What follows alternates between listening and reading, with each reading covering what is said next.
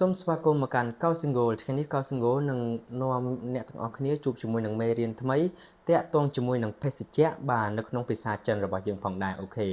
in แล้วបាទអញ្ចឹងមានន័យថាភេសជ្ជៈបាទអូខេអញ្ចឹងចាប់ផ្ដើមពាក្យទី1ជាមួយខ្ញុំដូចតទៅបាទអូខេអញ្ចឹងពាក្យទី1របស់យើងគឺ水ទឹកបាទអូខេអញ្ចឹង是为水សំឡេងទី3水បាទអញ្ចឹង水មានន័យថាទឹកបាទពាក្យទី2矿泉水បាទគឺទឹកសុទ្ធខអងខ្វងសំឡេងទី4ខ្វងឈីអៀនឈៀនសំឡេងទី2ឈៀន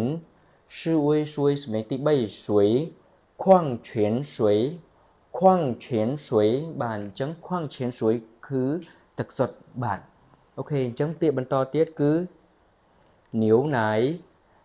ណៃបាទនាវណៃមានន័យថាទឹកដោះគោបាទអូខេនៅអៀវនាវសំឡេងទី2នាវនៅឯណៃសំឡេងទី3ណៃនាវណៃអូខេអញ្ចឹងនាវណៃមានន័យថាទឹកដោះគោបាទពាក្យជាបន្តទៀតសួនណៃបាទសួនណៃមានន័យថាទឹកដោះគោជូរបាទអូខេសួនសំឡេងទី1សួននៅឯណៃសំឡេងទី3ណៃសួនណៃអូខេអញ្ចឹងសួនណៃមានន័យថាទឹកដោះគោជូរបាទពាក្យជាបន្តទៀតនេះកូកាអ្នកណាក៏ចូលចិត្តដែរសម្រាប់ខ្ញុំក៏ចូលចិត្តរបស់កូកាអូខេអញ្ចឹងកូកានៅក្នុងភាសាចិនយើងអានថាខលបាទអូខេខសំឡេងទី3ខលសំឡេងទី4លខលបាទអញ្ចឹងខលមានន័យថាកូកាអូខេពាក្យជាបន្តទៀតគឺហ្វិនតា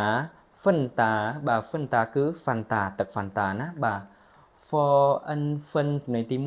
ហ្វិនតអាតាសំឡេងទី2តាហ្វិនតាអូខេអញ្ចឹងហ្វិនតាមានន័យថាហ្វាន់តាបាទទឹកហ្វាន់តារបស់យើងណាអ្នកទាំងអស់គ្នាអូខេពាក្យជាបន្ទាប់គឺសៀពីបាទសៀពីមានន័យថា Sprite បាទទឹក Sprite ណាអ្នកទាំងអស់គ្នានៅពេលដែលយើងក្តៅបាទបាន Sprite មកបាទត្រជាក់ក្រាអូឆ្ងាញ់មានបាទផឹកមកមានកម្លាំងព្រឹកផងដែរអូខេបាទអញ្ចឹងសៀពីបាទប្រកបជាមួយខ្ញុំទាំងអស់គ្នាបាទសៀបាទសំឡេងទី3សៀបាទប៉អ៊ី2សំឡេងទី4ពីសៀពីបាទអញ្ចឹងសៀពីមានន័យថា Sprite បាទអូខេពាក្យជាបន្តទៀតគឺកួជឺបាទកួជឺគឺទឹកផ្លែឈើបាទទឹកផ្លែឈើអូខេ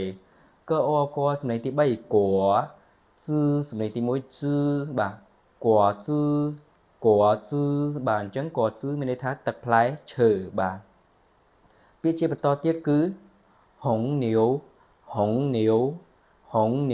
បាទនេះគឺសំឡេងទី2ទាំងអស់ណាអ្នកទាំងអស់គ្នាអញ្ចឹងសំឡេងទី2យើងអានប្អូសតិចមកគឺចូលសំឡេងហើយហុងនាវបាទអញ្ចឹងយើងអានមកត្រូវសំឡេងតែម្ដងបាទអូខេអញ្ចឹងហុងនាវមានន័យថាគោជលបាទ Red Bull យើងហ្នឹងបាទអ្នកទាំងអស់គ្នាបាទអូខេហើអងហុងសំឡេងទី2ហុងនៅអ៊ីវនាវសំឡេងទី2នាវហុងនាវបាទអូខេអញ្ចឹងហុងនាវមានន័យថាគោជលអូខេអញ្ចឹងយើងបានសិក្សាភេសជ្ជៈអស់ហើយបាទអ្នកនរគ្នាចូលចិត្តភេសជ្ជៈមួយណាដែរ